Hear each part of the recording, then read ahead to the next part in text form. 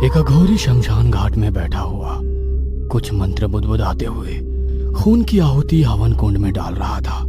उस और हर आहुति के साथ हंसते हुए बोला, हवन कुंड से कुछ काली साई निकल रही। फिर कुछ देर बाद अघोरी ने मंत्रों का उच्चारण बंद कर दिया और कटोरे में भरा खून एक बार में हवन कुंड में डालकर अग्नि को बुझा दी थी।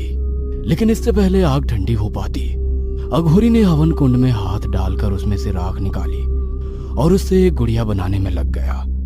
तभी उसके सामने बैठी एक लड़की कुमुद बोली, बाबा ये सब आप क्या कर रहे हैं? मुझे तो कुछ भी समझ नहीं आ रहा है। पर तब तक अघोरी हवन कुंड की राख से गुड़िया बना चुका था। फिर उसे उस औरत को देते हुए कहा, ले, यह तेरी सारी मुसीबतों का हल है। क्या बाबा? मैं यहाँ आपके पास अपनी सास से परेशान होकर आई थी।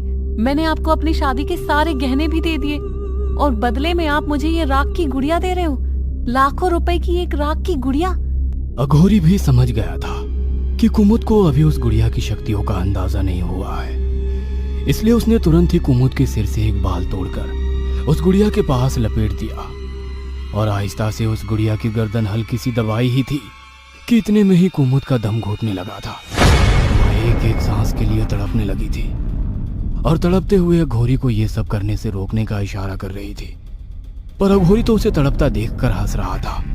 और जब कुमुद अपनी आखिरी सांस ले रही थी तब अघोरी ने उस गुड़िया की गर्दन पर से अपना हाथ हटा दिया, जिससे कुमुद की जान आ गई। कुछ पल बाद जब उसने अपने जिस्म में दम भर सांस भर ली तो अघोरी के हाथ से गुड़िया को लेते हुए कहा, जहर बनाने के बाद उसे खुद पीकर कभी नहीं देखना चाहिए।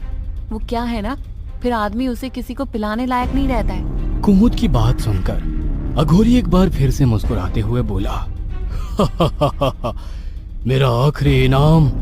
इस पर कुमुद ने अपने हाथ से सोने के कंगन निकालकर अघोरी को दे दिया और शमशान घाट से सीधा अपने घर को चली आई थी। वो अभी घर आई ही थी कि सास ने उसे ताना मारते हुए कहा, आ गई महारानी दुनिया की करके। अगर मन हो तो घर का काम भी कर ले, बड़ी मेहरबानी होगी। मगर कुमुद के तेवर अब पूरी तरह से बदल चुके थे। उसने अपनी सास की बात को दरकिनार कर दिया और आराम से बिस्तर पर लेट गई। कुमुद को इस तरह बिस्तर पर लेटा देखकर उसकी सास का तो खून खौल उठा था और घसीटते हुए उसे आंगन में ले आई, जहां बहुत सारे गंदे बर्तन धोने के लिए रखे हुए थे। कमीनी, बहुत चर्बी चढ़ गई है तुझे। रुक, अभी तेरा सारा खून ठंडा करती हूँ। पर हर बार की तरह कुमुद इस बार रो नहीं रही थी, बल्कि हर चोट हर मार के साथ हंस रही थी। और कुमुद को हंसता देख सास को लगा कि कुमुद पागल हो गई है, जिससे कुमुद की सास उसे छोड़कर कमरे में चली गई। पर मामला तो अब पूरी तरह से बदल चुका था, क्योंकि कुमुद इस बात पर हंस रही थी क्योंकि इस झड़प के बीच कुमुद के हाथ में उसकी सास के सिर का एक बाल रह गया था, जिसे उसने राख वाली गुड़िया पर लपेटा और फिर रसोई में जाकर गैस चालू करके उसके ऊपर उस गुड़िया को जलाने लगी। और अगले ही पल उसकी सास के कमरे से चीखने की आवाजें आने लगी थी, बचाओ मुझे, मैं जल रही हूँ। कुमुद, मेरी बहू, देखना मुझे क्या हो रहा है। कुमुद। मगर कुमुद तो अपनी सास की चीख सुन बड़े मजे से गुड़िया को आहिस्ता आहिस्ता जला रही थी और मन ही मन अपने पर हुए जुल्म को याद करके मुस्कुरा रही थी। फिर गुस्से में अपने दांत पीसते हुए कहा, सासू माँ, इतनी आसानी से हिसाब चुकता नहीं होगा। अभी तो मेरी बारिश शुरू हुई है। इतना कहकर कुमुद ने गैस बंद करी और सीधा अपनी सास के कमरे में चली गई और रट हुए कहा, क्या हुआ माँ? आप चीख क्यों रही थी?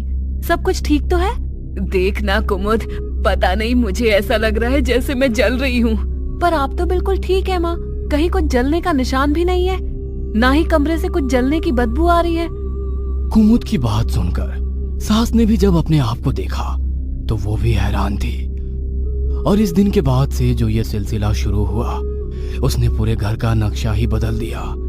धीरे धीरे सास अकेले ही पूरे घर का काम करने लगी और कुमुद का ससुर जो उस पर बुरी नजर रखता था, वो भी अपने आप लाइन पर आ गया था, क्योंकि कुमुद ने गुड़िया की मदद से उसे हमेशा के लिए नपुंसक बना दिया था।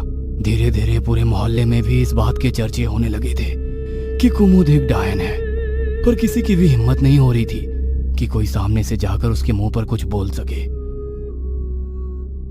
वक्त ऐसे ही बीतता गया और कुछ सालों बाद कुमुद ने एक प्यारी सी लड़की को जन्म दिया, जिससे पूरे घर में खुशी का माहौल था।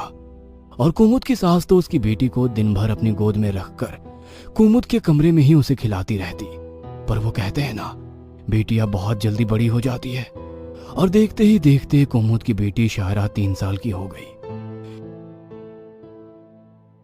फिर ऐसे ही एक दिन कुमुद की सास घर के आंगन में बर्तन धो रही थी कि तभी कुमुद की बेटी शायरा अपने हाथ में एक गुड़िया लेकर बाहर निकली, जिसे देखकर कुमुद की सास समझ गई थी कि सारे फसाद की जड़ ये गुड़िया ही है।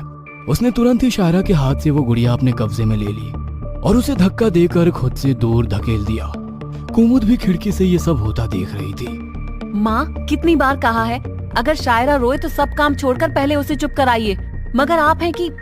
कुमुद ने अपनी सास से गुस्से में कहा और सास के हाथ से वो गुड़िया छीनने के लिए कुमुद लपकी ही थी कि तभी उसकी सास ने कुमुद की बेटी शायरा के सिर से एक बाल तोड़कर उस गुड़िया पर लपेट दिया और कुमुद को डराते हुए कहा, अगर एक भी कदम तूने आगे बढ़ाया तो मैं इस गुड़िया की गर्दन दबा दूंगी, और इसके बाद तू जानती है कि फिर तेरी बेटी के साथ क्या होगा।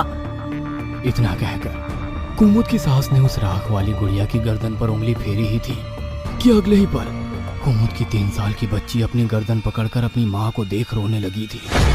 उसे इस तरह से तड़पता देखकर कुमुद की आंखें भी भर आई थी। छोड़ दीजिए मेरी बेटी को, आप जो बोलोगी, जैसा बोलोगी मैं करने को तैयार हूँ, बस मेरी बेटी को कुछ मत करिए। मुझे पता है एक ना एक दिन ये गुड़िया मेरे हाथ जरूर लगेगी, और तब मैं तुझसे अपने सारे हिसाबों का बदला लूंगी। तू यही सोच रही थी ना कि मुझे इस गुड़िया के बारे में कैसे पता? दरअसल शक तो मुझे तभी हो गया था जब बिना आग के मैं जलने लगी थी। मुझे मालूम था कि तूने जरूर कहीं ना कहीं से कोई काला जादू सीखा है, और इसी काले जादू का उपाय ढूंढते हुए किस्मत से मैं भी उसी अघोरी के पास जा पहुंची जिसके पास से तूने इस गुड़िया को बनवाया था, जिसका इलाज तो उसने मुझे नहीं बताया, लेकिन उस गुड़िया के बारे में उसने मुझे सारी बातें बता दी थी। तुझे क्या लगा था मैं तेरी बेटी को खिलाने के लिए तेरे कमरे में जाती थी? नहीं, बल्कि मुझे तो वो गुड़िया ढूंढनी होती थी। वो मुझे तब तो नहीं मिली, लेकिन आज वो मेरे हाथ में है।